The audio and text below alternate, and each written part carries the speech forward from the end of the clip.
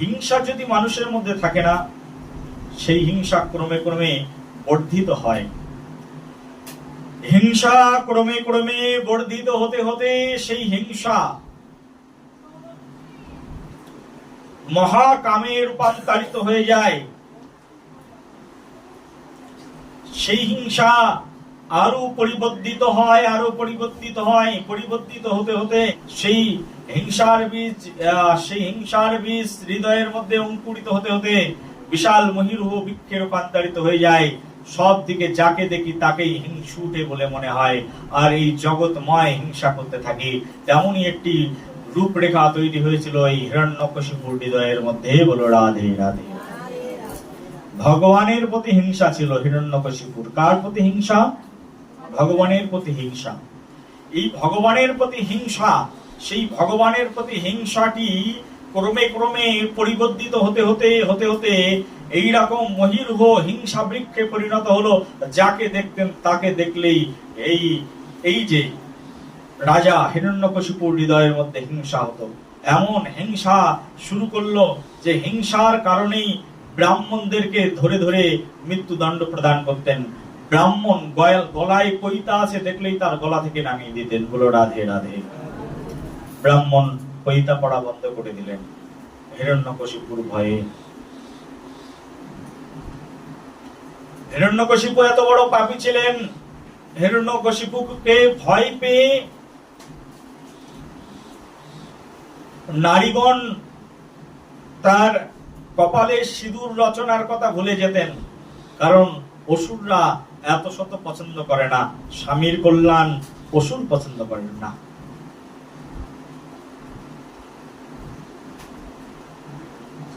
হিরণ্যকশিপুর ভয়ে সবাই ভীত সন্ত্রস্ত ছিলেন।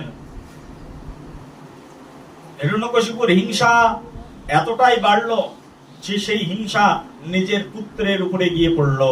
কারণ পুত্র কৃষ্ণ ভক্ত ছিলেন, বিষ্ণু ভক্ত ছিলেন। বলো রাধে রাধে।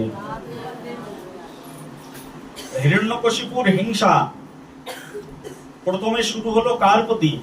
বলো কার প্রতি? ভগবান শ্রী বিষ্ণুর প্রতি হিরণ্যকশিপুর হিংসা প্রথম শুরু হলো। সেই ভগবানের প্রতি সেই হিংসার বীজ ছড়িয়ে পড়লো আস্তে আস্তে। সেই হিংসা রোগ চারিদিকে ছড়িয়ে পড়লো। রক্তের শিরায় শিরায়, ধমনীতে, উপশিরায়, সব জায়গায় সেই হিংসা প্রবাহিত হতে থাকলো। সেই হিংসা ব্রাহ্মণ বৈষ্ণবদের উপরে তো হলোই, সঙ্গে সঙ্গে যে বিষ্ণু নাম করত তারপরেই তার হিংসা হতো। এমনকি সেই হিংসা চলে গেল তার নিজের সন্তানের প্রতি। হিংসার কোপটা গিয়ে পড়লো নিজের সন্তানের প্রতি। হিরণ্যকশিপুর নিজের সন্তান প্রহ্লাদ, প্রহ্লাদকে হিরণ্যকশিপু পাঠিয়েছিলেন গুরুকুলে শিক্ষা গ্রহণ করবার জন্য। গুরুকুলে গিয়ে শিক্ষা গ্রহণ করতেন স্বয়ং প্রহ্লাদ মহারাজ। প্রহ্লাদ মহারাজ তো নারদ মুনির কাছ থেকেই সব শিক্ষা পেয়ে এসেছেন। গতদিন আলোচনা করেছিলাম, মনে আছে সবার? মনে থাকলে বলো রাধে রাধে। প্রেম ছে বলো। নারদ মুনির গর্ভ থেকেই প্রহ্লাদ মহারাজ সব শিক্ষা নিয়ে ফিরে এসেছেন। সেই বদ্রিক আশ্রমে থেকে থেকে শিখেছেন। কেউ যাবে বদ্রিক আশ্রম? নারদ মুনির আশ্রম কে যাবে? বদ্রিক আশ্রম হিমালয় পর্বতের উপর। বদ্রী বিশাল প্রভু সেখানে রয়েছে। কেউ যাবে না? জীবনে একবার হলেও যাবে, ইচ্ছা আছে কার? একবার হলেও যাব।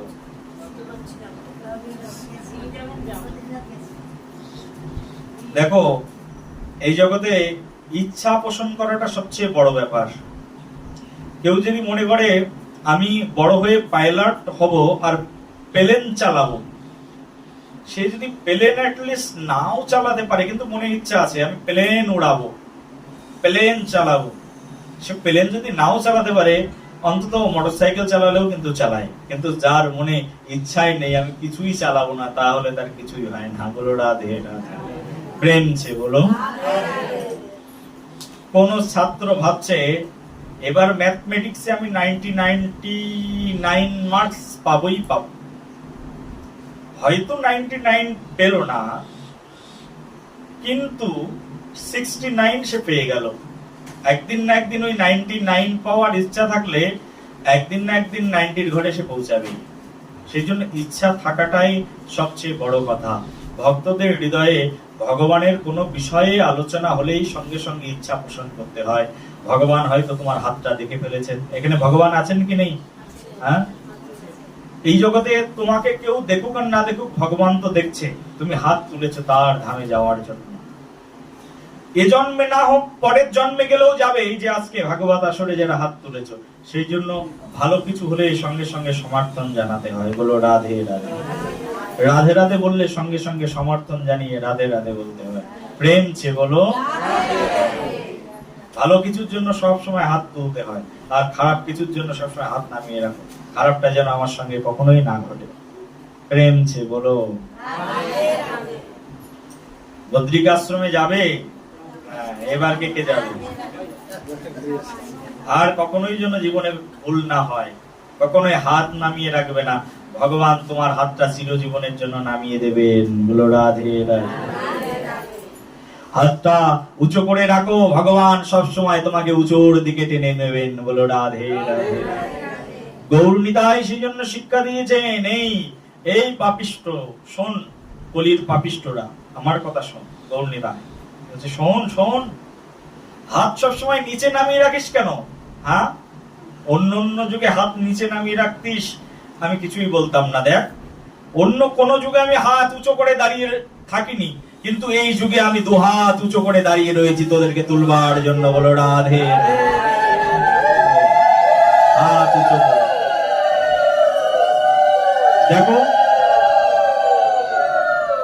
আমাদের গৌর নিতাইকে দেখো, এখানে আমাদের গৌর নিতাইয়ের দিকে তাকিয়ে দেখো, মন্দিরের মধ্যে ভক্তি কুটিরে গৌর নিতাই হাত নামিয়ে দাঁড়িয়ে আছেন না হাত তুলে দাঁড়িয়ে আছেন? গৌর নিতাইয়ের কষ্ট হয় না, দু হাত তুলে দাঁড়িয়ে রয়েছেন, কিন্তু তোমার এত কষ্ট কিসের? এই যুগে ভগবান চেয়েছেন হাত উঁচু করে থাকলে তাকে আমি হাত ধরে টেনে তুলবো।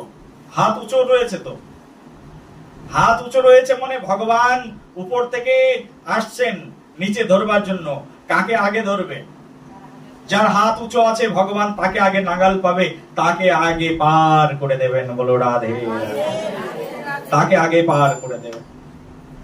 যে হাত নিচে নামিয়ে রেখেছে, যে নিচু হয়ে বসে আছে, কুজো হয়ে বসে আছে, সে কবে পার হবেন তার ঠিক নেই। আমার গৌরাঙ্গেরও ঘাটে অদান খিয়াবায়, জড় অন্ধ আতুর অবধি পার হয়। প্রেম ছে বলো। তুমি জড় অন্ধ আতুর অবধি যাই হও না কেন, বোধ নেই, শুনতে পাও না, বলতে পারো না, শুধু হাত উঁচু করে থাকো। ওই গৌর নিতাই হাত উঁচু করে আছেন, দেখে দেখে তো অন্তত হাত উঁচু করো। কেউ হাত উঁচু করে দিলে হাত উঁচু করেই দাঁড়িয়ে থাকো, ভগবান তোমাকে ভাববে। তুমি গৌরের নাম কীর্তন করো আর না করো, হাত উঁচু কেন করে মানুষ?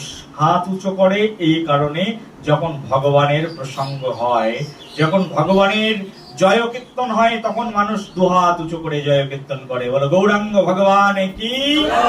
এই দু হাত উঁচু করে জয় গুণ কীর্তন করলাম। কিন্তু তুমি জয় গুণ কীর্তন করলে না, অন্যরা জয় জয় বলছে, জয় জয় রোহিণী নন্দন, জয় বলরামচন্দ্র, জয় শ্রী গৌরাঙ্গ, জয় শশীসুত চন্দ্র বলছেন সবাই, আর হাত উঁচু করে রয়েছেন। কিন্তু তুমি ভাবছো আমি বলি আর না বলি, অন্তত হাতটা তো উঁচু করে দাঁড়িয়ে থাকি। তুমি বলো আর না বলো, দু হাত উঁচু করে দাঁড়িয়ে থাকো। ওই অন্যদেরকে পার করছেন, তার সঙ্গে সঙ্গে ভগবান তোমাকেও পার করবেন, বলো রাধে রাধে। প্রেম ছে বলো। ভগবান তোমাকেও পার করবেন। সেই জন্য কখনো কখনো ভক্ত না হলেও ভক্তের মতো সাজতে হয় না। আমি এখনো ভক্ত হইনি, কিন্তু যদি ভক্তের মতো সেজেও বসে থাকি না, তাতেও কল্যাণ রয়েছে। প্রেম ছে বলো। ভক্ত এই জগতে কেউই হয়নি। ভক্ত হওয়া কি অত সহজ? বলছে কোটি মুক্ত মধ্যে এক হয় কৃষ্ণ ভক্ত। চৈতন্য চরিতামৃতে রসিক শেখর কৃষ্ণদাস কবিরাজ গোস্বামী পাদ বর্ণনা করছেন, কোটি মুক্ত মধ্যে এক হয় কৃষ্ণ ভক্ত। কোটিজন, এই এই যে ব্রহ্মাণ্ড, ব্রহ্মাণ্ড ভ্রমিতে ভ্রমিতে কোন ভাগ্যবান জীব ব্রহ্মাণ্ড, পুরো ব্রহ্মাণ্ড ভ্রমণ করেন, তার মধ্যে দু একজন ভাগ্যবান জীব, লাকিয়েস্ট পারসন। ব্রহ্মাণ্ড ভ্রমিতে ভ্রমিতে কোন ভাগ্যবান জীব গুরু কৃষ্ণ প্রসাদে পায় ভক্তি লতা বীজ। গুরুদেব কৃষ্ণের প্রসাদে ভক্তি লতা বীজ পায়। এই ভক্তি লতা বীজ এই জগতে সবাই প্রাপ্ত হতে পারে না। কারা প্রাপ্ত হয়? ব্রহ্মাণ্ড ভ্রমিতে ভ্রমিতে যাদের ভাগ্য, বহু নাম জন্ম নামন্তে, বহু ভাগ্যের উদয় হয়েছে, সৌভাগ্য যাদের উদয় হয়েছে, বহু বহু সৌভাগ্য যাদের হয়েছে, সুকৃতিবান যাদের সুকৃতি হয়েছে, তারাই শুধুমাত্র সেই ভক্তিলতা বীজ পায়।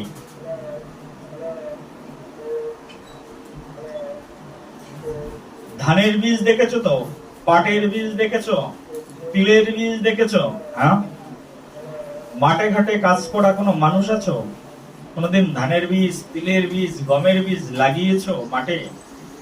কে লাগিয়েছে? অনেক মেয়েরাও লাগিয়েছে। বেশ বেশ, বলো রাধে রাধে। চৈতন্য চরিতামৃতে কৃষ্ণদাস কবিরাজ গোস্বামী রসিক শেখর সব রসকে সিঞ্চন করে করে রসিক শেখর হয়েছেন। সব রসধারার রসতত্ত্বকে যিনি নিংড়িয়ে আস্বাদন করিয়েছেন চৈতন্য চরিতামৃতে, তিনি হচ্ছেন কৃষ্ণদাস কবিরাজ গোস্বামী পাদ।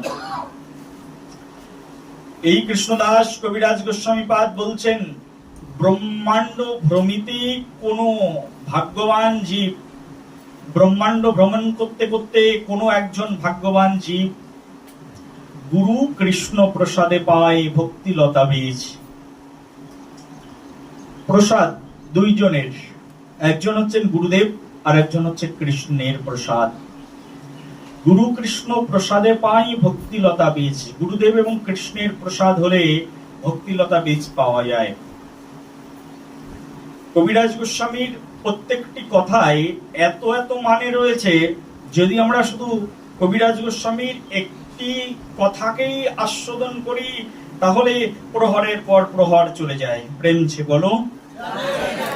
হ্যাঁ, কবিরাজ গোস্বামী পাদ বলছেন, কবিদের রাজা কবিরাজ গোস্বামী বলছেন,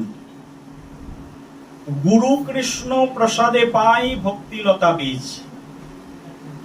শুধু কৃষ্ণের প্রসাদে ভক্তি পাওয়া যায় না, বলছে কৃষ্ণের সঙ্গে সঙ্গে আর একজনের প্রসাদ চাই।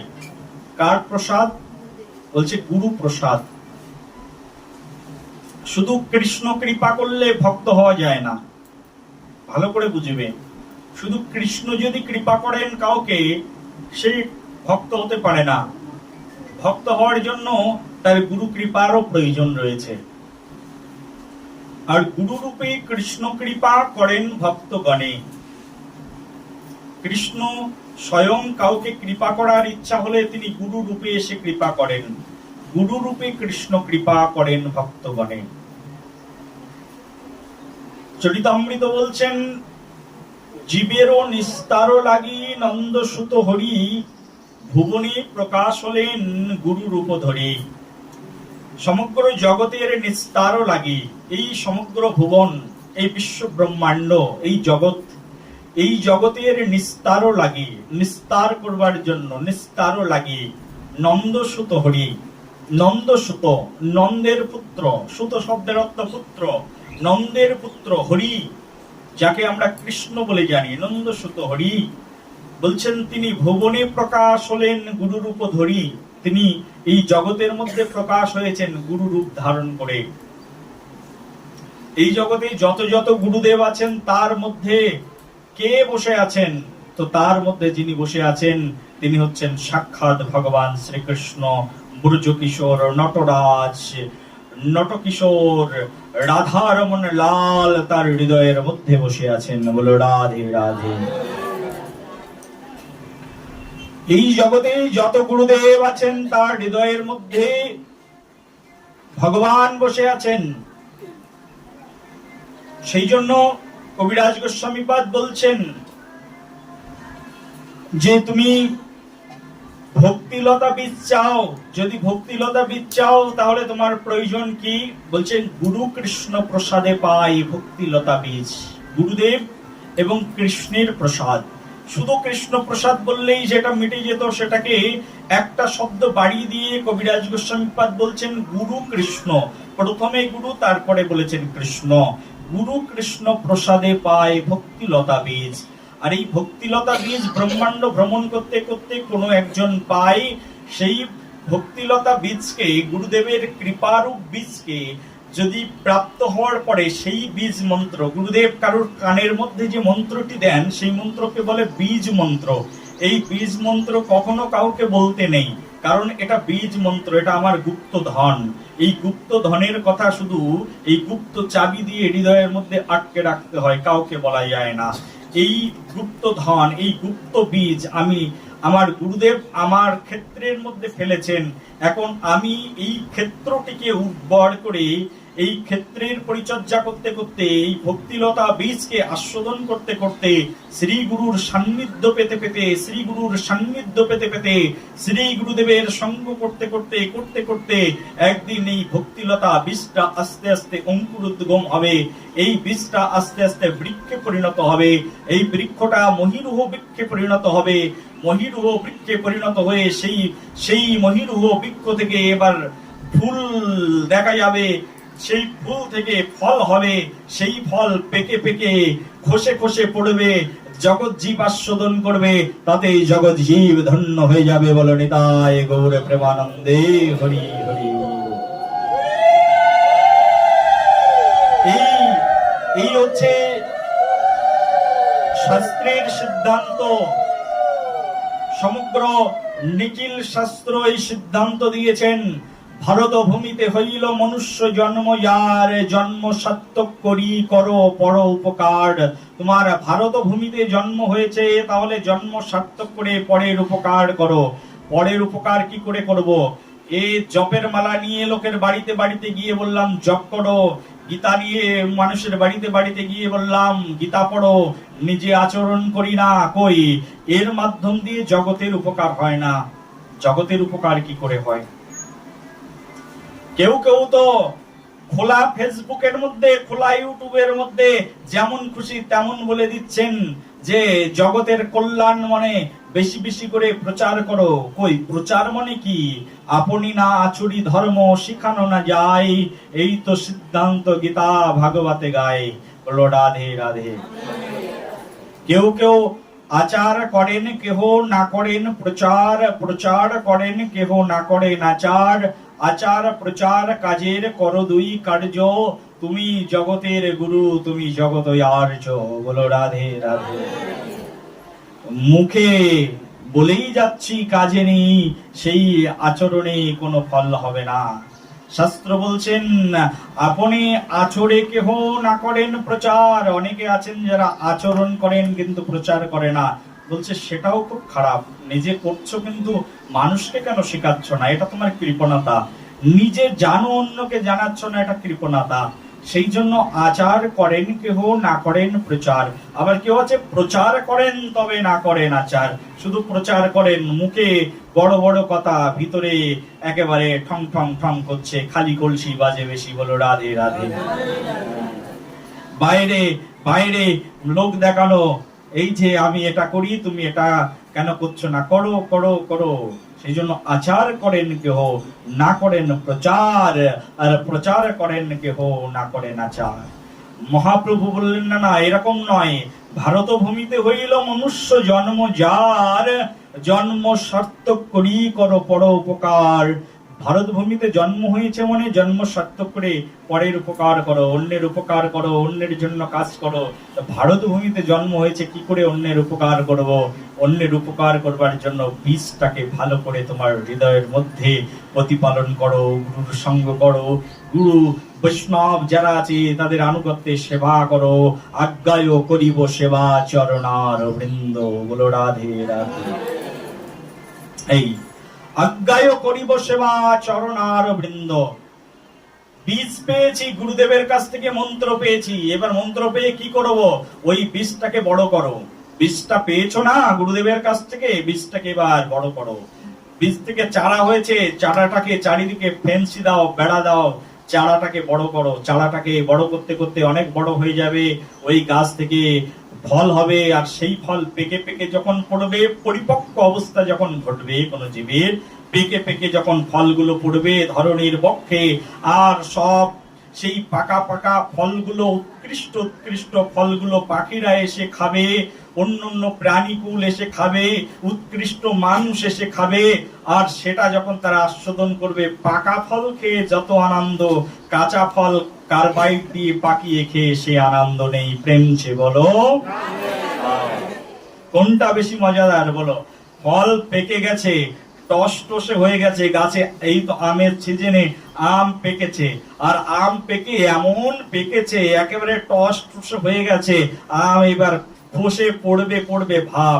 গাছের মধ্যে আম রয়েছে, এখনো পড়তে পারছে না, কিন্তু চারিদিকে মৌমাছি বউ বউ করছে, চারিদিকে মৌ মৌ করছে মৌমাছি, গন্ধে আমোদিত হয়ে গেছে। আর তুমি গাছতলা দিয়ে যাচ্ছ, পাকা আমের ঘ্রাণে তোমার মনটা একেবারে আমোদিত হয়ে গেল। কার্বাইড দিয়ে পাকানো আম খেয়ে যে শান্তি পাবে, এই পাকা আম খেয়ে তার চেয়ে কম শান্তি পাবে কি তুমি? হ্যাঁ, সবচেয়ে বেশি শান্তি কোনটা? হ্যাঁ, এই পাকা আম যা গাছের মধ্যেই পেকেছে। ভজন করতে করতে, কৃষ্ণ ভাবনায় ভাবিত হতে হতে, ভাগবত রসে ডুবতে ডুবতে, ভাগবত আস্বাদন করতে করতে, শ্রী গুরুদেবের কৃপা প্রাপ্ত হতে হতে হতে হতে, গুরুদেবের সঙ্গ করতে করতে, ভাগবত সঙ্গ করতে করতে, ভগবানের সেবা করতে করতে, যেদিন তুমি একটা পাকা ফলে পরিণত হবে, তোমাকে আর মানুষকে ডেকে ডেকে খাওয়াতে হবে না, সবাই এসে খেয়ে যাবেন। প্রেমছে বলো আরো জোরে। এই হচ্ছে জগৎ কল্যাণ। সেই জন্য নিজে আচরণ, তারপরে গিয়ে অন্যকে শিক্ষা প্রদান। আমরা ভুরি ভুরি কথার ডালি সাজিয়ে রাখি, কিন্তু সেই কথার মধ্যে কতগুলো কথা আমার জীবনে প্রতিপালন করে থাকি তার ঠিক নেই। সেই জন্য না আমাদের সমাজের এই যে বিশৃঙ্খলতার কারণ হচ্ছে এটি, যেটি আমরা আমাদের জীবনের মধ্যে, আচরণের মধ্যে প্রভাবিত করতে পারি না। সেই জন্য এখন তুমি চিন্তা করো, তুমি কবে ভক্ত হওয়ার জন্য চেষ্টা করছো? কবে ভক্ত হবে? যেদিন ওই পেকে গিয়ে অন্যকে দান করতে পারবে, দাতা ভক্ত হবে, সেদিন তুমি শ্রেষ্ঠ ভক্ত। প্রবীণ এই জগতে যিনি, তিনি হচ্ছেন শ্রী তেনে ব্রহ্মাড়ি দোজাদি কবয়ে মুচ্যন্তি যত সূরয়া তেজবারি মৃদং যথা বিনিময় ত্রিসর্গোহম ঋষা। সেই ব্রহ্মা, যার হৃদয়ের মধ্যে ভগবান বহু বহু পূর্বে তেনে ব্রহ্মাড়ি দোজা আদি কবয়ে, যার হৃদয়ের মধ্যে স্বয়ং ভগবান ভাগবত জ্ঞানকে প্রদান করেছিলেন। প্রবীণ সেই যিনি অনাদিকাল ধরে পঞ্চমুখে শ্রীহরির দিব্য নাম কীর্তন করে চলেছেন, শিব শম্ভু। তুমি কতটা প্রবীণ? কবে শুরু করলে তুমি? কবে শেষ করলে তুমি? কবে শেষ হবে তোমার জীবনে? এখনো সাঙ্গ করে যাচ্ছ। কবে শুরু করলে তুমি তাই তো জানো না, কবে শুরু হলো। সেই জন্য আমাদের জীবনের একমাত্র কর্তব্য কর্ম হচ্ছে সেই শ্রীহরি চরণার বৃন্দের আত্মসমর্পণ, সেই শ্রী গুরু চরণে আত্মসমর্পণ। নিজেকে ভক্ত বলার আগে অনেকবার নিজেকে অসুর বলতে মনে হয় নিজেকে অসুর বলি। হিরণ্যকশিপু, তুমি কত বড় অসুর ছিলে, তোমার চেয়ে তো বড় অসুর আমি।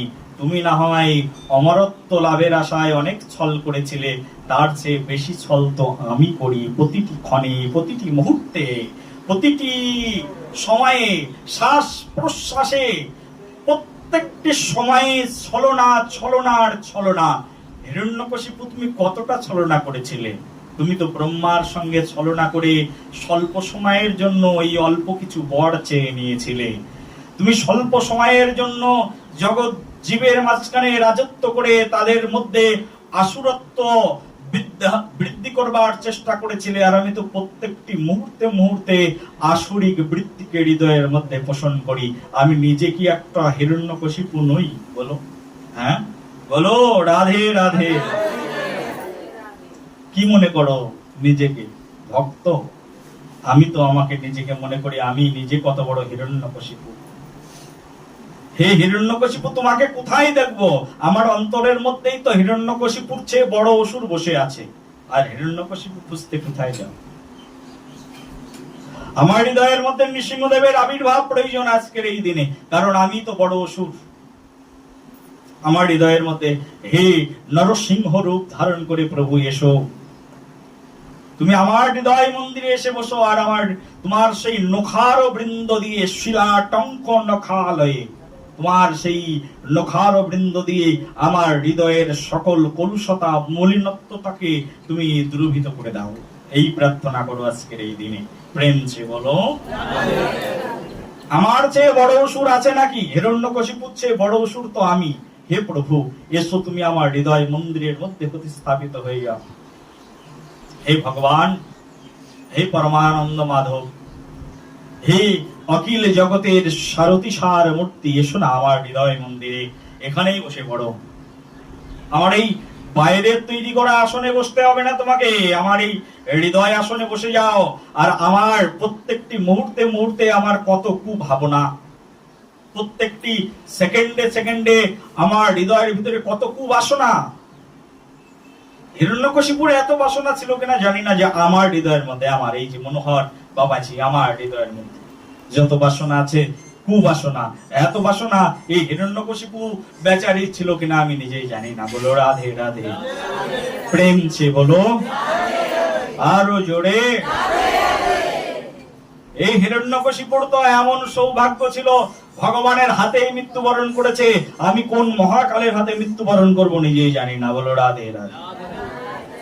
কোথায় অসুর বসে আছে? চিন্তা করো, অসুর কোথায়? হ্যাঁ, অসুর এই যে আমার দিকে তাকাও, এদিকে ওদিকে তাকাতে হবে না, তোমার দিকেও তাকাতে হবে না, আমার দিকে তাকাও। এই যে বসে বক্তৃতা দিচ্ছে, এই তো বড় অসুর বসে বসে বক্তৃতা দিচ্ছে। প্রেম সে বলো,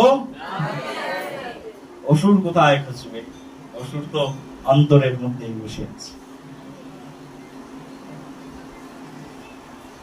হিরণ্যকশিপু এত বড় হিংসুটে ছিল, এত বড় হিংসা ছিল তার হৃদয়ে। ওর মনে আর কত হিংসা ছিল? হিরণ্যকশিপু তো শুধুমাত্র তার নিজের সন্তান প্রহ্লাদকে হিংসা করেছিলেন। আমি আমার নিজেকে হিংসা করি, নিজে।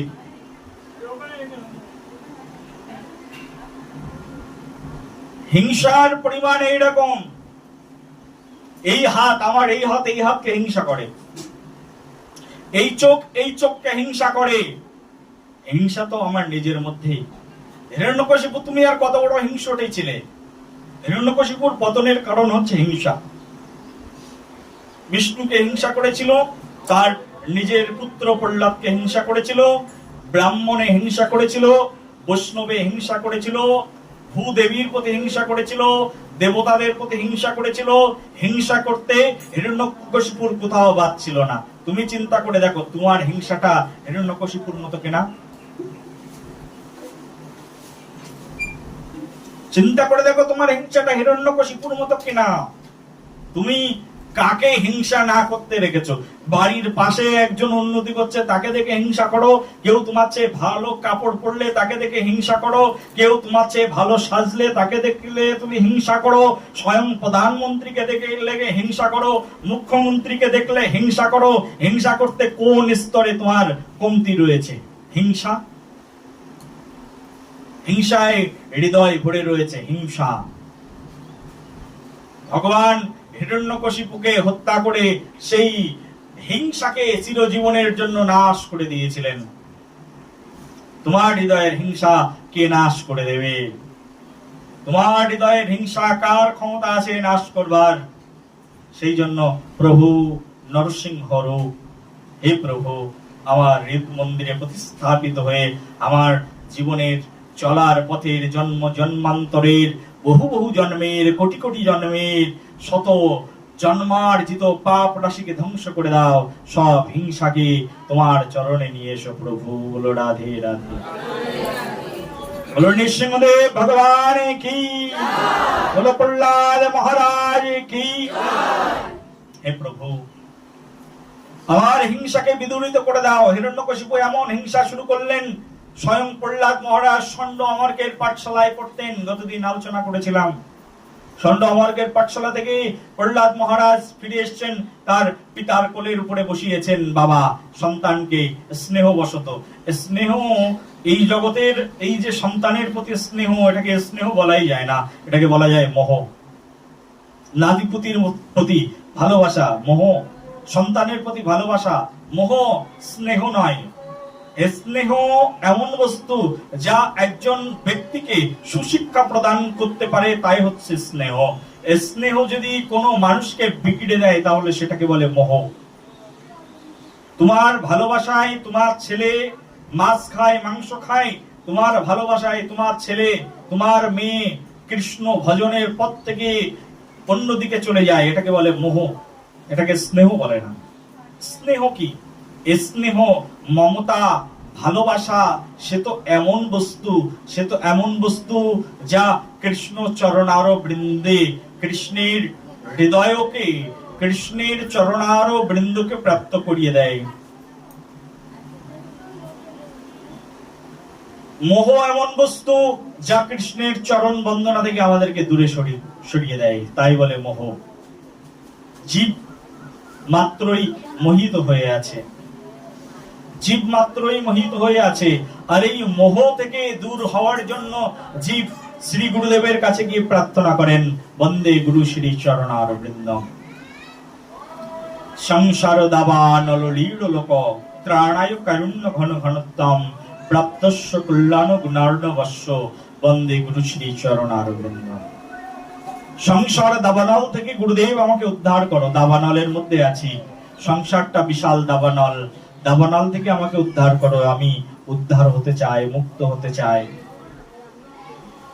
ভগবান শ্রীহরি আতুল চরণার বৃন্দে নিজেকে আত্মসমর্পণ করা, সেই হচ্ছে এই জগতের সবচেয়ে বড় শিক্ষা, পরম শিক্ষা। আজকের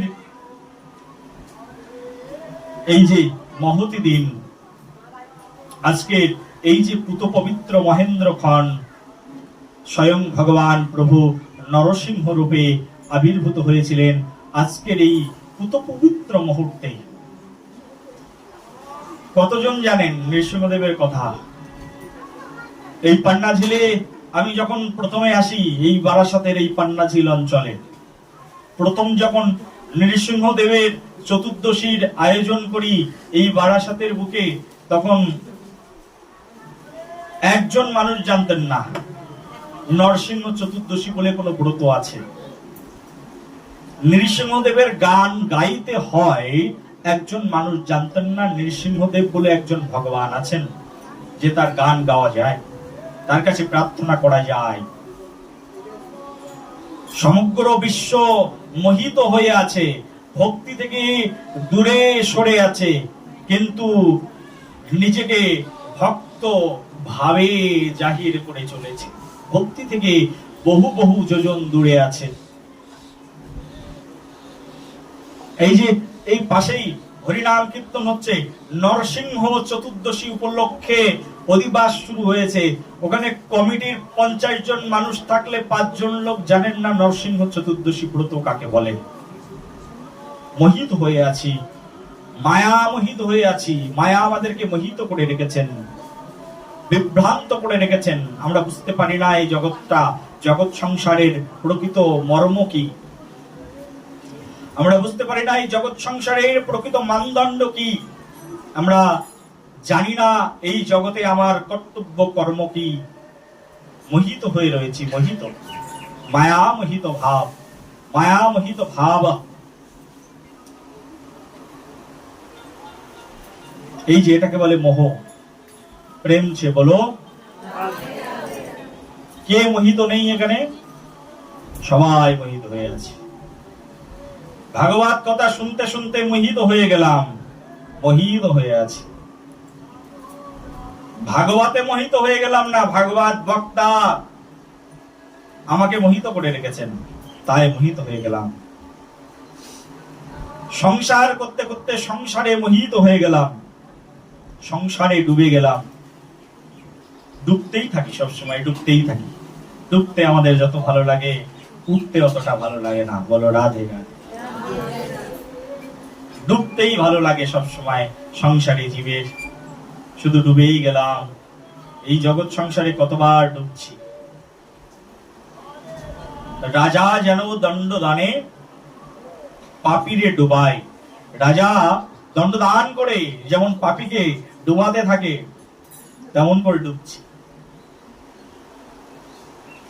সংসারের মায়া মোহে ডুবে যাচ্ছি, টাকা পয়সার মায়া মোহে ডুবে যাচ্ছি, নাতি পুতির প্রেম স্নেহে ডুবে যাচ্ছি। ডুবছি আর ডুবছি, কিন্তু ভাগবতে সহজে ডুবছি না। অনেক মানুষ তো ডোবে, সংসারের মোহে কেউ ডোবে, আর কেউ ভাগবতের মধ্যে ডোবে। কোন ডোবাটা শ্রেষ্ঠ বলো তো? এটাও ডোবা, ওটাও ডোবা। কোন ডোবাটা শ্রেষ্ঠ বলো? প্রেম সে বলো। ডুবো ডুবো, ডুবে যাও। ভাগবত জ্ঞানের সমুদ্রের মধ্যে ডুব দাও, আর এই পান্না ঝিলের ভাটার পুকুরে ডুব দাও। কোনটা শ্রেষ্ঠ? ভাগবত প্রেম রস সমুদ্রে ডুব দাও। ভাগবত কথার রাজ্যতে ডুবে যাও।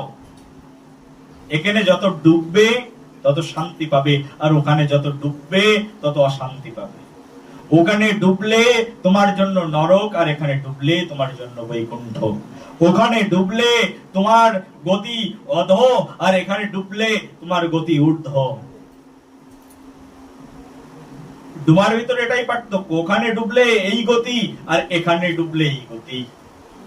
কৃষ্ণ প্রেমে ডুবে যাও, গৌর গোবিন্দের চরণার বৃন্দে ডুবে যাও, গৌর গোবিন্দের কথামৃত রসধারার মধ্যে ডুবে যাও, পরম গতি। আর এই জগতের মায়ামোহ পিশাচীর মোহের মধ্যে ডুবে যাও, নোংরা রাজনীতির মধ্যে ডুবে যাও, কদরমুক্ত হয়ে যাও, শেষ হয়ে গেল জীবন।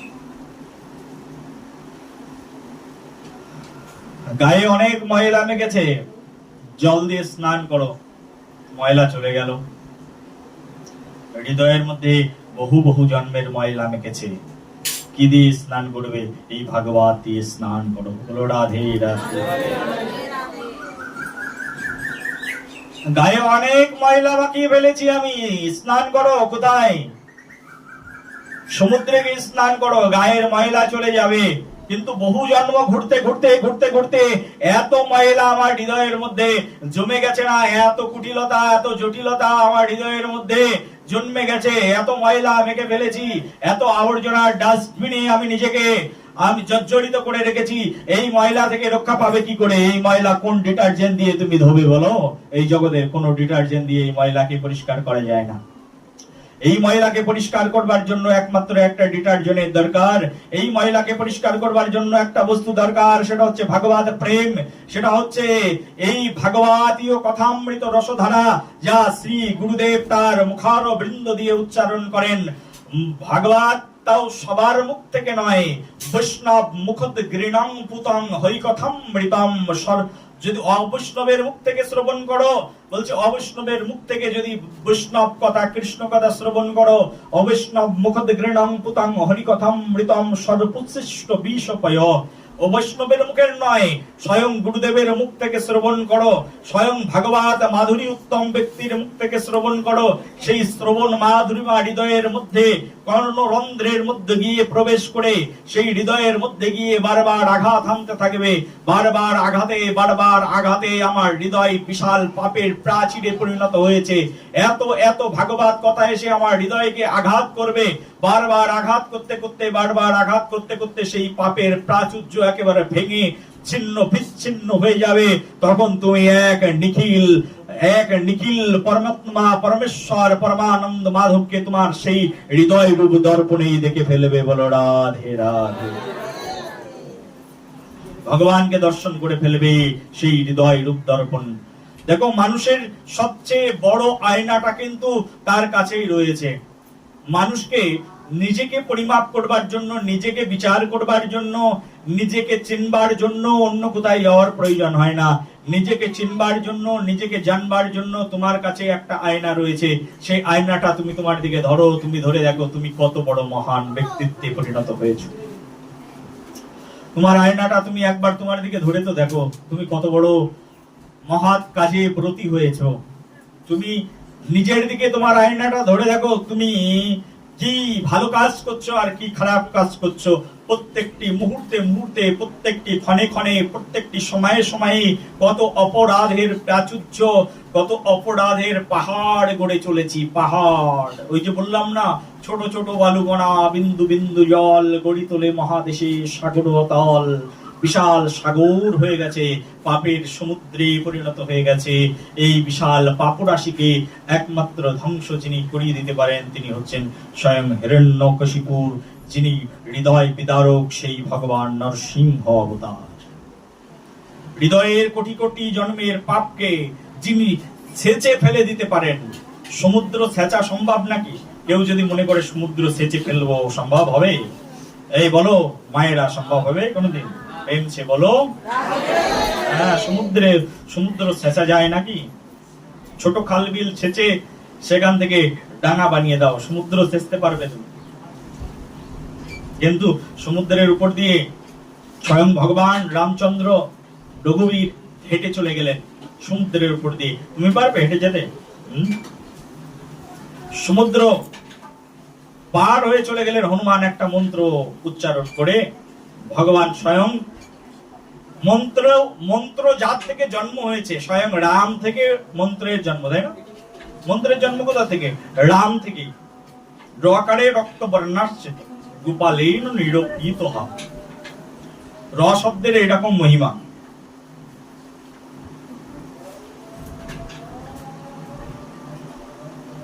হকারে হিঙ্গুল বর্ণ সর্ববর্ণ বয়স্যত। ক্রিকারে কজ্জল বর্ণ সংহরেদু পাপতকম। ক্রি হ র, এই এক একটা শব্দের এইরকম মানে রয়েছে। শুধু কয় রি ক্রি এই শব্দ উচ্চারণ করলে, ক্রি শব্দ উচ্চারণ করেই ভবসমুদ্র পার হয়ে চলে যাওয়া যায়। ক্রি শব্দ যদি কেউ উচ্চারণ করে, কৃষ্ণ শব্দটা বলতে পারলো না, তার আগেই মৃত্যু হয়ে গেল, তাতেই তার বৈকুণ্ঠ লাভ হয়ে যায়। বলো রাধে রাধে। ক্রি উচ্চারণ করেছে আর সঙ্গে সঙ্গে হার্ট অ্যাটাক হলো সেকেন্ডের মধ্যে। কৃষ্ণ বলতে যাবে আর ক্রি শব্দ উচ্চারণ করেছে আর কৃষ্ণ বলতে পারেননি, তাতেই বৈকুণ্ঠ লাভ হয়ে যায় সবার। শুধু রয় আকারের রা শব্দ বলার সঙ্গে সঙ্গে ভগবান শ্রীকৃষ্ণ উপরের দিকে বসে রয়েছেন বৈকুণ্ঠে। বসে বসে দেখা যাচ্ছে ললিতা বিশাখা সখী চামর ব্যজন করছেন, আর প্রিয় নর্মদা সখীগণ চামর ব্যজন করে ভগবানকে আরতি নিবেদন করছেন। আর কেউ কেউ তুঙ্গ বিদ্যা আদি সখীগণ তাকে গীত শ্রবণ করাচ্ছেন। ভগবান শুনেছেন রা এই শব্দ শ্রবণ করে ভগবান উপর থেকে নিচে নেমে আসেন। বলতে যতটুকু সময় লাগে তার চেয়ে আরো অধিক গতিতে তোমার কাছে চলে আসেন ভগবান। কে রা বললো, রায়ের পরে এবার ধা বলবে। ধা শব্দ শোনার জন্য ভগবান অধীর আগ্রহে কানটা খাড়া করে দাঁড়িয়ে থাকে। কে? আমার রাধা রানীর নাম উচ্চারণ করলো। বলো রাধে রাধে।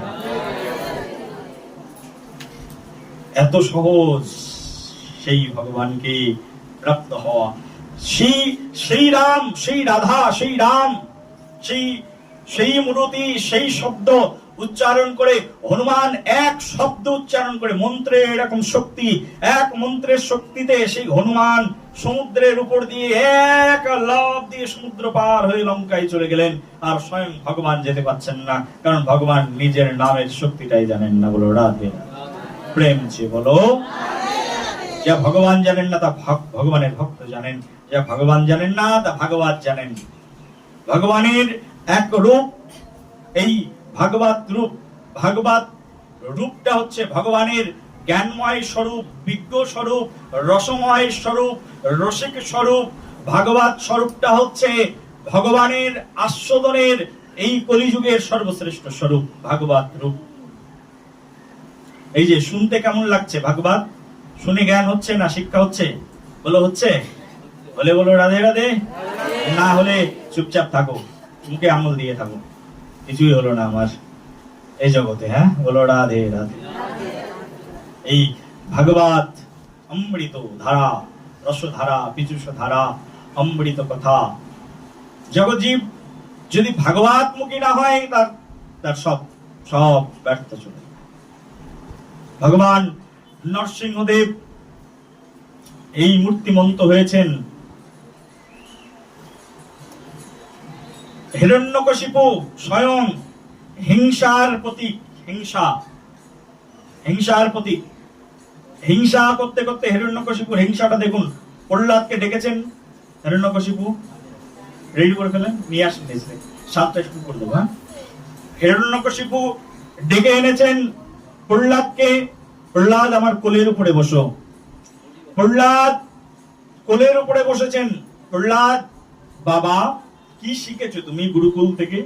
ষণ্ড অমার্গের পাঠশালাতে পড়েন, অসুরের কাছে আসুরিক বিদ্যা শেখেন। কালকে বলেছিলাম না, শেখায় ষণ্ড অমার্গ, শেখাচ্ছেন, প্রত্যেকটি ওয়ার্ড ধরে ধরে শেখাচ্ছেন।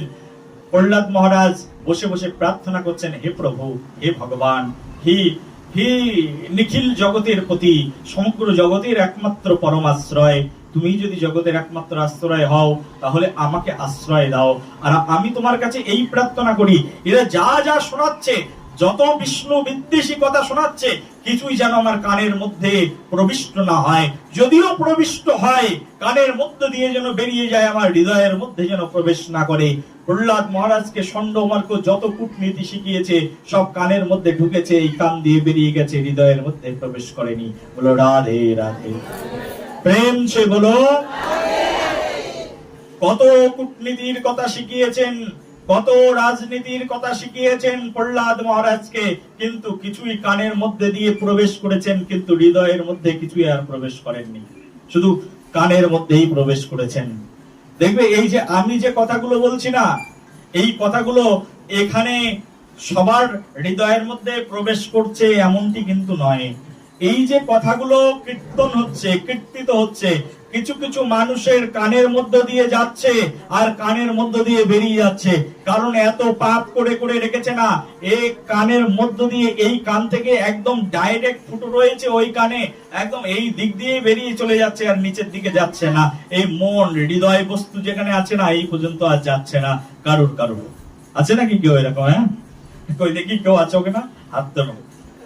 ঢুকছে কিন্তু ভিতরে যাচ্ছে না, ঢুকছে আর বেরিয়ে যাচ্ছে। কৃষ্ণ কথা, তার মানে এত এত পাপের লেয়ারটা এত এত উঁচু স্থানে রয়েছে না, কৃষ্ণ কথা ঢুকানোর পরে হৃদয়ের মধ্যে প্রবিষ্ট হয় না, কানের মধ্য দিয়ে যায় আর কানের মধ্য দিয়েই বেরিয়ে যায়। প্রেম সে বলো।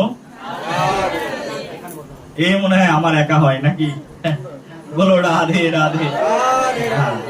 বলো রাধে রাধে। প্রেম সে বলো। এই কৃষ্ণ কথা, এই প্রহ্লাদ মহারাজ বলছে, যতই শিখাক না কেন ওই কানের মধ্যে দিয়ে, হে ভগবান আমার কানের মধ্যে প্রবেশ করুক বটে, কিন্তু হৃদয়ে যেন স্থায়ী না হয়, কানের মধ্য দিয়ে যেন কান দিয়ে বেরিয়ে যায়। বলো রাধে রাধে। হ্যাঁ,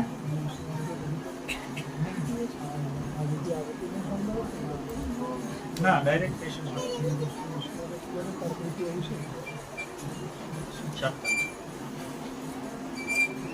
এখানে সব তুলে ফেলি।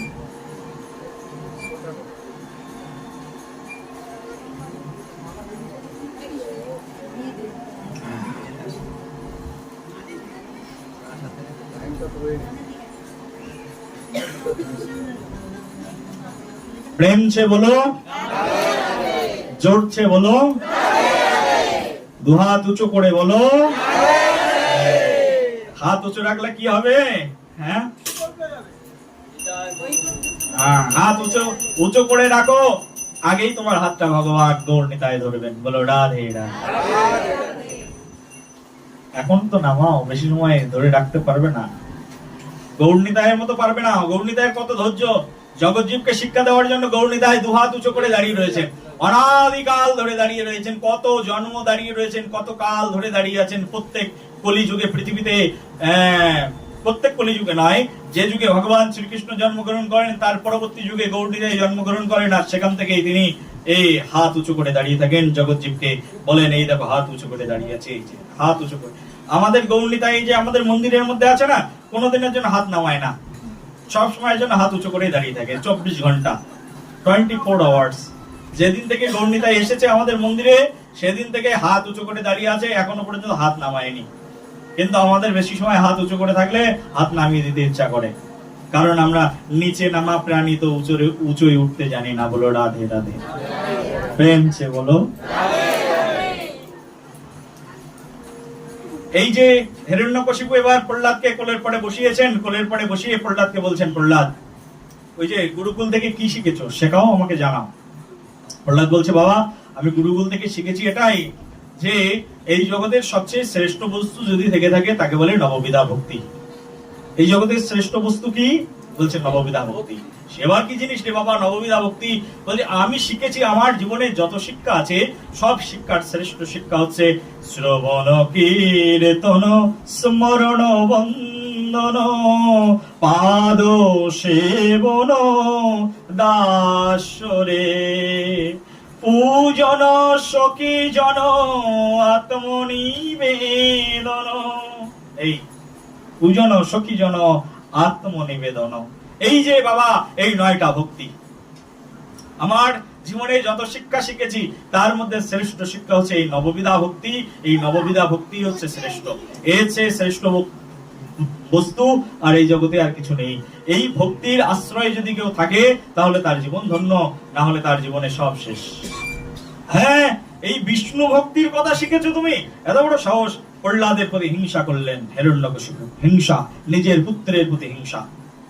হিরণ্যকশিপুর হিংসা প্রথমে ছিল বিষ্ণুর প্রতি, তারপরে বিষ্ণু ভক্তদের প্রতি, ব্রাহ্মণদের প্রতি, নগরবাসীর প্রতি, যারা কৃষ্ণ বিষ্ণুর নাম করত তাদের প্রতি হিংসা ছড়াতে ছড়াতে নিজের পুত্রের প্রতি হিংসা চলে এসেছে।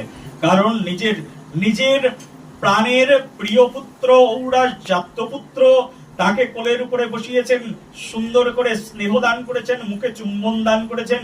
মুখ চুম্বন দান করার পথে এত স্নেহের পুত্র রাজা সবার সামনে স্বয়ং হিরণ্যকশিপু রাজা তার পুত্রকে কোলের উপরে বসিয়েছেন।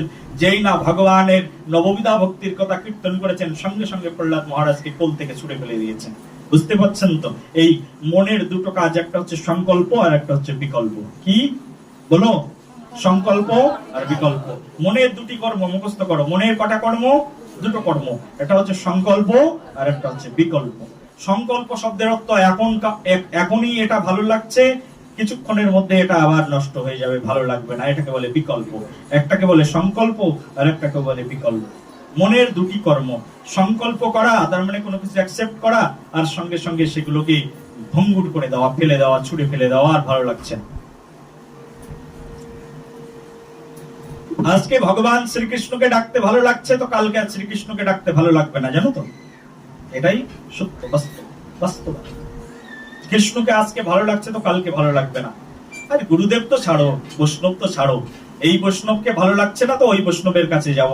এই বৈষ্ণবকে এতদিন ভালো লেগেছিল, আজকে ভালো লাগছে না। বৈষ্ণবকে ভালো নাই লাগতে পারে, কারণ যে ব্যক্তির ভগবানকে ভালো লাগে না সে তার আবার বৈষ্ণবকে ভালো লাগার কোনো প্রশ্ন আছে নাকি? প্রেম সে বলো। ভগবানকেই তো ভালো লাগে না, তো বৈষ্ণবকে ভালো কেন লাগবে? আজ এই বৈষ্ণবকে ভালো লাগছে না, কাল ওই বৈষ্ণব কে গ্রহণ করলাম। আরে আমাদের জীবন তো এইরকমই, এই সংকল্প তারপরে হচ্ছে বিকল্প।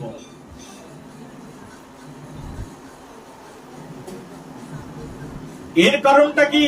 তার কারণটা হচ্ছে আমার ভগবানকেই তো ভালো লাগে না, ভগবানকেই তো হিংসা করি, আমি ভগবানকে হিংসা করি।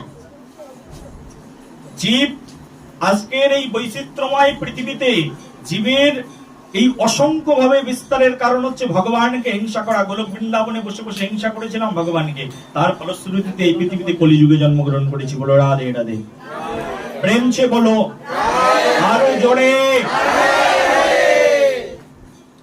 ভগবানকে হিংসা হয়ে যায় আমাদের, ভগবানকে, স্বয়ং ভগবানকে, যার কাছে চাই, যার কাছে পাই, যার কাছে চাইলে পাই, যিনি অগতির গতি, সবকিছুর মূল কারণ, ঈশ্বর পরম কৃষ্ণ সচ্চিদানন্দ বিগ্রহ, অনাদির আদির গোবিন্দ, সর্ব কারণের পরম কারণম, সব কারণের পরম কারণ যিনি, স্বয়ং বিভু, স্বয়ং প্রভু, সেই প্রভুকে আমার কখনো কখনো হিংসা হয়। জানো এটা? জীবের ভগবানের প্রতিও হিংসা হয়, তোমাদেরই হয়, হবে ভবিষ্যতে।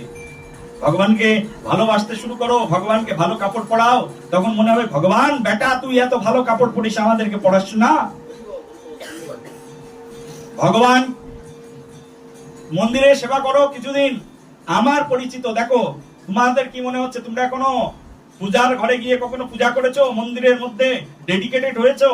নিজের জীবন উৎসর্গ করেছো? কখনো করনি।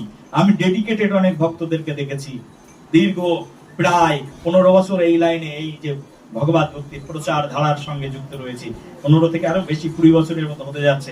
এই প্রচার করছি, যাচ্ছি আসছি, এদেশ ওদেশ ভ্রমণ করছি, ভগবানের কথা কিঞ্চিত কিঞ্চিত আস্বাদন করছি, এই সব ভক্তের চরণে বসে বসে অনেক ডেডিকেটেড ডিভোটি দেখেছি।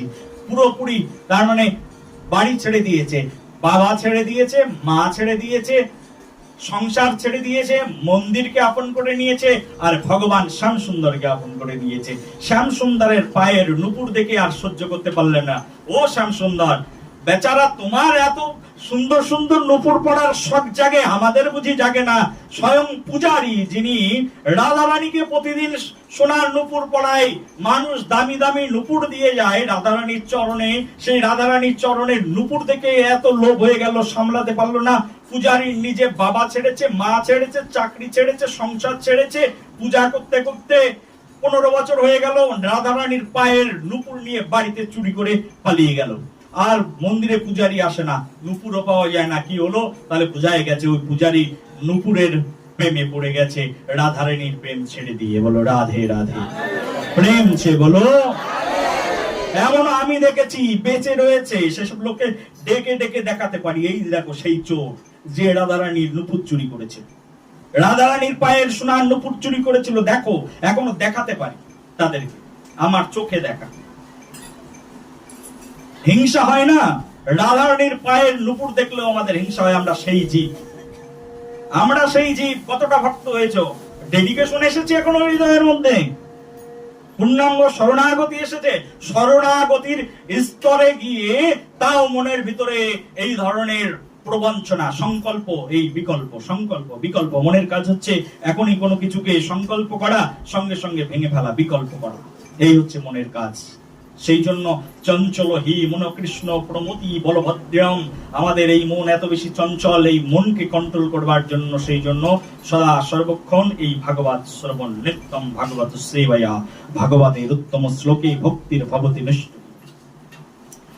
এই চঞ্চল মনকে একমাত্র অচঞ্চল করতে পারে ভাগবত কথা। এই চঞ্চল মনকে একমাত্র চঞ্চল মনের লাগাম হচ্ছে এই কৃষ্ণ কথা, ভাগবত কথা।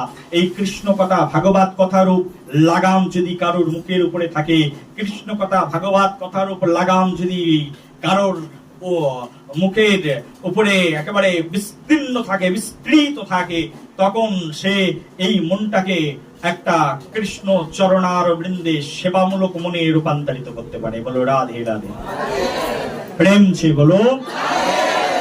হিরণ্যকশিপুর মন এইরকম ছিল, এখনই চুম্বন দিল, এখনই ভালোবাসা দিল, প্রহ্লাদ মহারাজকে সঙ্গে সঙ্গে কোল থেকে ছুড়ে ফেললো। একটাই অপরাধ, কারণ সে বিষ্ণুর নাম মুখে কীর্তন করেছে। এইরকম হিংসা সেই হিরণ্যকশিপুর হৃদয়ের মধ্যে প্রহ্লাদ মহারাজকে ছুড়ে ফেলে দিয়েছে। প্রহ্লাদ যাও, আবার যে শেখাও। ষণ্ডমার্গকে ডাকা হয়েছে, কি শিখিয়েছ আমার ছেলেকে? ভগবান, আমি ভগবান, আমার নাম না করে সে কিনা স্বয়ং বিষ্ণুর নাম করছে। যাও ভালো করে শেখা। আবার কিছুদিন পরে শিখে একই ধরনের ফল। তার বাবা হিরণ্যকশিপু বলল, আমার সন্তান তাতে কি হয়েছে, ওকে মৃত্যুদণ্ড দেব। ও মুখ দিয়ে যে কৃষ্ণ নাম করছে, বিষ্ণু নাম করছে, ওটা আমি সহ্য করতে পারছি না। এতটা হিংস্রতা, এতটা ক্ষিপ্রতা, কাম এসো, ক্রোধ এসো, রজ গুণ সমুদ্ভব, কাম ক্রোধ রজগুণ থেকে জন্ম নেয়। অসুররা তো রজ তমগুণের সমষ্টি, রজ তমগুণের একটি পিণ্ড অসুররা। আর সেই রজগুণোদ্ভূত সেই অসুরের ভিতরে কাম ক্রোধ একেবারে ভরপুর হয়ে উঠেছে। ক্রোধ এসে গেছে, এইবার এত ক্রোধ এসেছে, বলল এখনই ওকে আগুনের মধ্যে জ্বালিয়ে মেরে দাও। আগুনের মধ্যে প্রহ্লাদ মহারাজকে ফেলে দিয়েছেন। প্রহ্লাদ মহারাজের বয়স 5 বছর, কিন্তু তত্ত্বজ্ঞ মহাপুরুষ। প্রহ্লাদ মহারাজ পেটের মধ্যে বসে বসেই, গতদিন আলোচনা করেছিলাম, মা কয়েদু দেবীর গর্ভের মধ্যে বসে বসে এই ভাগবত মুখস্থ করে ফেলেছেন। তিনি জানেন এই যে আগুনের মুখে ফেলে দিয়েছে, এই আগুন হচ্ছেন আমার প্রভুর মুখ। ভগবানের মুখকে অগ্নি দেবতা ভগবান কিসের মাধ্যম দিয়ে গ্রহণ করেন? যখন যজ্ঞ হয়, যজ্ঞে কি জ্বালানো হয় বলো? যজ্ঞের মধ্যে কি জ্বালানো হয়? আগুন। ভগবান বললেন এই তো যজ্ঞ অগ্নি, যজ্ঞের মধ্যে আগুন জ্বলছে, আর এই অগ্নিটাই হচ্ছে প্রভুর মুখ। স্বয়ং ভগবান শ্রী বিষ্ণুর মুখ হচ্ছে আগুন, আর আগুনের মধ্য দিয়ে ভগবান বিষ্ণু খাবার গ্রহণ করেন, খাদ্য গ্রহণ করেন। প্রহ্লাদ মহারাজ বলছেন, ও অগ্নি দেবতা, তুমি তো আমার প্রভুর মুখ। এই হাত জোর করে অগ্নি দেবতাকে শরণ নিয়ে নিলেন। অগ্নি দেবতা বলছে, যে আমার প্রভুর শরণে থাকে আমি কি করে তাকে পুড়িয়ে দিতে পারি, কি করে তাকে আমি গ্রাস করতে পারি? আগুন কাউকে কখনো ক্ষমা করে? প্রহ্লাদ মহারাজকে আগুনের মধ্যে ছুড়ে ফেলেছে, আগুন দাউ দাউ করে জ্বলছে। প্রহ্লাদ মহারাজ অগ্নি দেবতাকে একেবারে হাত জোর করে স্মরণ করেছে, স্তব করে দিয়েছে। স্তব করার সঙ্গে সঙ্গে অগ্নি দেবতা সঙ্গে সঙ্গে প্রহ্লাদ মহারাজকে পুড়াবে কোথায়? প্রহ্লাদ মহারাজকে কোলে নিয়ে আগুন অগ্নি দেবতা আনন্দ করছে। বলো রাধে রাধে, প্রেম সে বলো। অগ্নি দেবতার মনের মধ্যে আনন্দ। প্রহ্লাদ মহারাজকে আগুনে পুরানো গেল না। মায়া বিভ্রান্ত, মায়া মোহিত হিরণ্যকশিপু মায়ায় মোহিত হয়ে গেলে তার আর সাধারণ জ্ঞান থাকে না। বুঝতেই পারছে না আমার ছেলে এত বড় বৈষ্ণব হয়ে গেছে, এটা বুঝতে পারছে না। বলছে আমার ছেলে বড় জাদুবিদ্যা শিখে এসেছে, বড় জাদুবিদ্যা শিখেছে, সেই জন্য সে আগুনে পড়লো না। কিন্তু বুঝতে পারছে না ছেলে ভক্ত হয়ে গেছে। কি করবে? একে বিষধার সর্পের মধ্যে ফেলে দাও।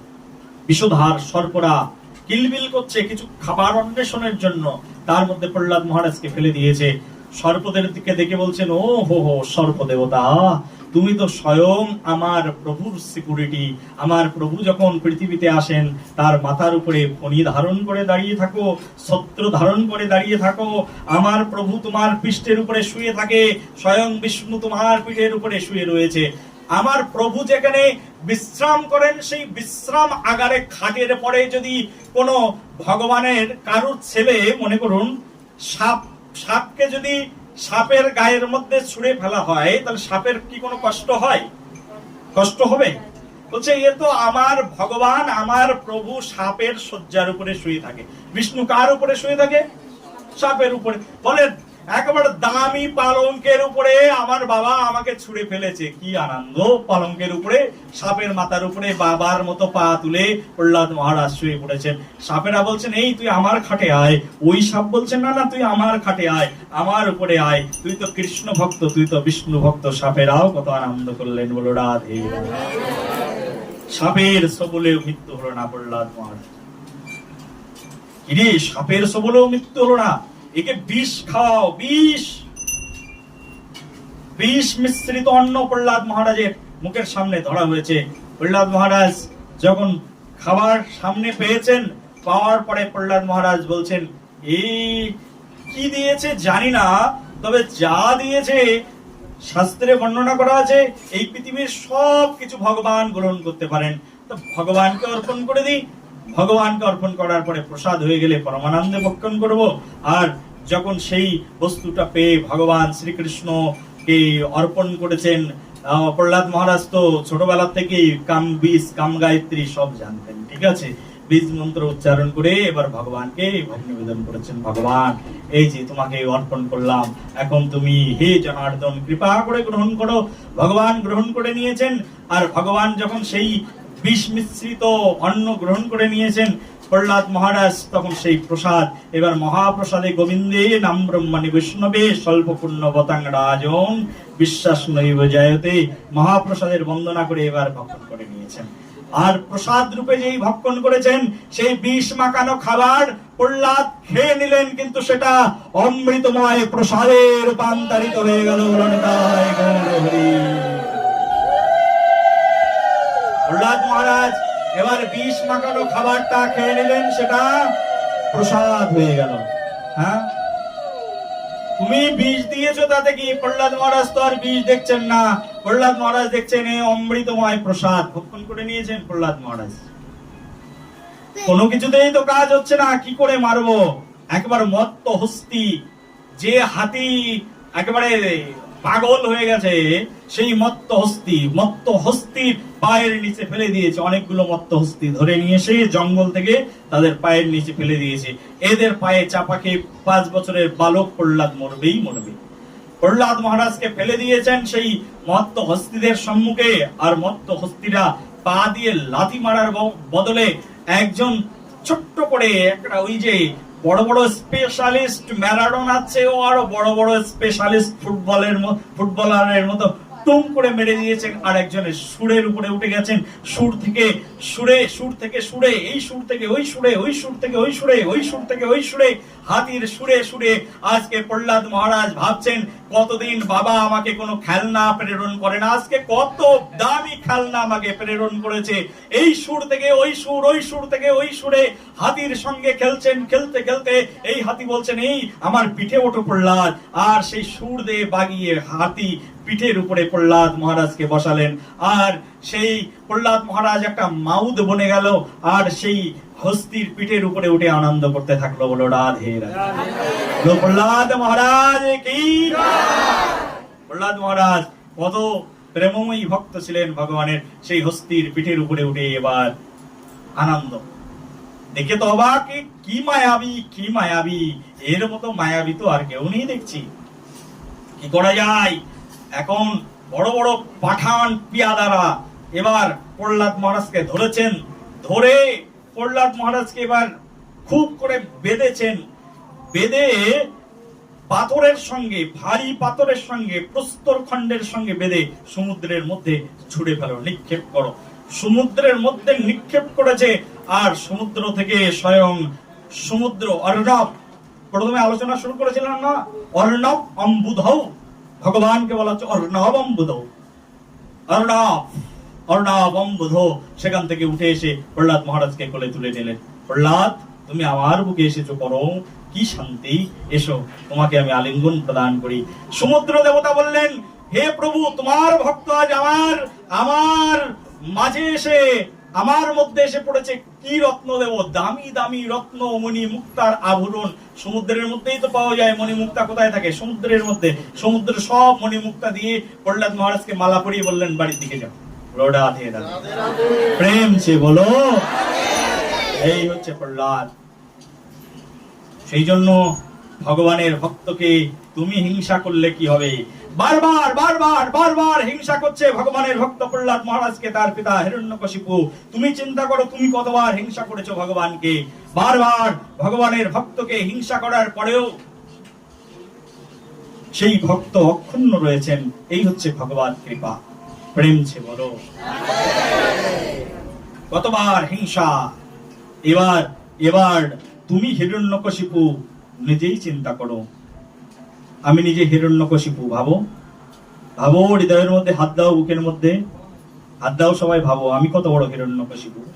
হে ভগবান, প্রার্থনা করো প্রভুর কাছে, হে ভগবান আমি কত বড় হিরণ্যকশিপু। যে প্রহ্লাদ মহারাজ বারবার বারবার বারবার তাকে হিংসা করার পরেও প্রহ্লাদ মহারাজ কৃপা করে ভগবান নরসিংহদেবকে প্রকটিত করে দিয়েছিলেন। কিন্তু আমি যে কত বৈষ্ণবকে কতদিন ধরে হিংসা করছি, কত মানুষকে কত দিন ধরে হিংসা করছি, আমার স্বামীকে হিংসা করছি, আমি আমার স্ত্রীকে হিংসা করছি, আমি আমার পুত্রকে হিংসা করছি, আমার প্রতিবেশীকে হিংসা করছি, প্রতিনিয়ত প্রত্যেকটা জীবকে হিংসা করে যাচ্ছি। আমি কি কম হিরণ্যকশিপু? আমার মতো হিরণ্যকশিপু এই জগতে আর কে আছে?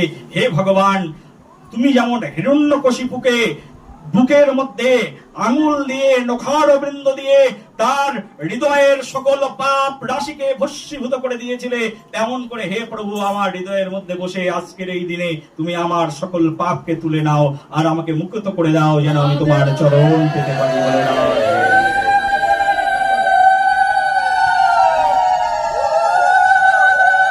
হে ভগবান, হে প্রভু, হে করুণাময়, হে পতিত পাবন, আজ তুমি আমার হৃদয়ের সকল পাপ কলমশতাকে ধ্বংস করে দাও। এই নরসিংহ চতুর্দশীর ব্রতের দিনে সবাই আজ উপবাস আছি। কিসের জন্য উপবাস আছি? একটা সুন্দর হৃদয় পাওয়ার জন্য। তো উপবাস কেন আছি? উপবাস এই কারণে আছি, আজকে উপবাস থেকে অনেক ভক্তরা এসে দীক্ষা মন্ত্র গ্রহণ করেছেন। তাদের জীবন অনেক ধন্য, বলিহারি জীবন, যে গুরুদেবের জন্য উপবাস, ভগবানের জন্য উপবাস। ওই যে গুরু কৃষ্ণ প্রসাদে পায় ভক্তিলতা বীজ, গুরুদেব এবং কৃষ্ণ দুইজনের কথা বলা হলো। গুরু কৃষ্ণ প্রসাদে পায় ভক্তিলতা বীজ, গুরুদেব এবং কৃষ্ণ প্রসন্ন হলে ভক্তিলতা বীজকে প্রাপ্ত হয়। আয় প্রেম সে বলো পেয়েছি। আজ আনন্দ কন্দকে পেয়েছি, চিন্ময় আনন্দময় বিভুকে পেয়েছি, চিন্ময় আনন্দ ঈশ্বর পরমানন্দের মোহন মুরলীধরকে পেয়েছি। সেই মোহন মুরলীধর, সেই পরমানন্দে বিহারকারী পরম বিভু আজকে নর সিংহ দুই রূপ ধারণ করে অবতীর্ণ হয়েছেন ভক্তকে রক্ষা করবার জন্য, ভক্তের হৃদয় বৃত্তিকে সত্য বৃত্তিতে পরিণত করবার জন্য। প্রেম সে বলো। প্রহ্লাদ মহারাজ ফিরে এসেছেন। বাবা আমি ফিরে এসেছি। তুমি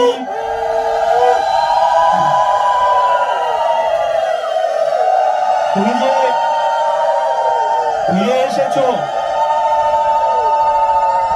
বলি তুমি অনেক মায়াবী, সেই জন্য তুমি মরছো না। আচ্ছা প্রহ্লাদ, একটা কথা বলতে পারো?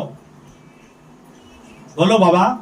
বলি তুমি এত কিছু করার পরে মরছো না, সব তোমার এই মায়াবী বিষ্ণু তোমাকে বারবার রক্ষা করছেন। আচ্ছা তুমি বলতে পারো তোমার এই মায়াবী বিষ্ণু বদমায়েশ শয়তান, কি ইংরেজি ভাষায় গালাগালি দেন, ইডিয়েট, এ বড় ননসেন্স কোথায় আছে এখন বলতে পারো আমাকে? গালাগালি আসবে তো মুখ দিয়ে। হিরণ্যকশিপুর এতবার মারার চেষ্টা করছে, মরছে না। বলো গৌরনিতাই ভগবান কি। বলে এতবার মারার চেষ্টা করছে, তুমি মরছো না, তোমাকে যে রক্ষা করছে ওই বিষ্ণু, এই শয়তানটা এখন কোথায় আছে বলো তো তুমি আমাকে? কাকে জিজ্ঞাসা করেছেন? বলো কাকে জিজ্ঞাসা করেছেন? নৃসিংহ ভগবান। এই আস্তে, এখনই না।